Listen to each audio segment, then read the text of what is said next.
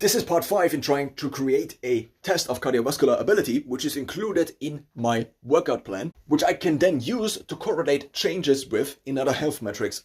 I already discussed the following. Other markers of cardiovascular ability I have access to: Garmin VO2max, running estimate, Garmin endurance score, and resting heart rate, both the short and long-term averages. I also already discussed that a test ideally needs to be simultaneously a workout, a main workout of the day. I also already discussed that I do strength training 3 times a week, an interval training, and then a run, which is kind of a long-term endurance, but I also try to run fast. But of course, the longer I run, the less fast the average running speed is, which is my high intensity cardiovascular ability for a long duration, at least ideally high intensity for a long duration.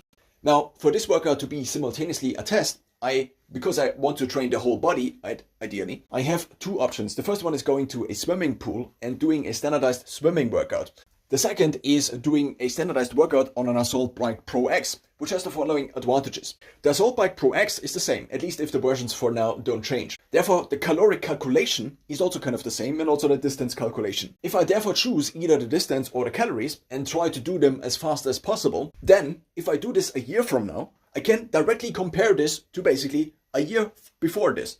My record for 500 kilocalories, which I think is kind of the thing I should be aiming for, is currently 41 minutes and some seconds, maybe 30, maybe 40. So last week, I think, I did again the 500 calories on the Assault Bike. Of course, these are always kilocalories, but I will now continue to say calories. And then I got 50 minutes. So now I know how I compared to myself, the version of myself a year ago, which in terms of running speeds, for example, is always kind of unclear. In the last years, I have been running in barefoot shoes, meaning I'm 2 to 3 centimeters shorter, meaning my stride length is probably less. Then also, what about wind speed? What about if running on the ground or in a forest, where I do have to pay way more attention onto not tipping over, basically?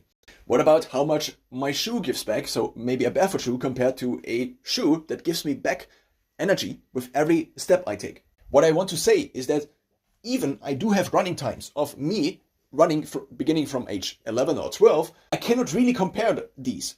If every time I compare these, I'm thinking, oh yeah, but maybe, but this factor also, but this factor also, but this factor also. But if I do the Assault Bike Pro X and the version of the thing is the same and the caloric calculation is the same, then I now can basically go back 2 years when I first did this 500 kilocalories, and I take the time.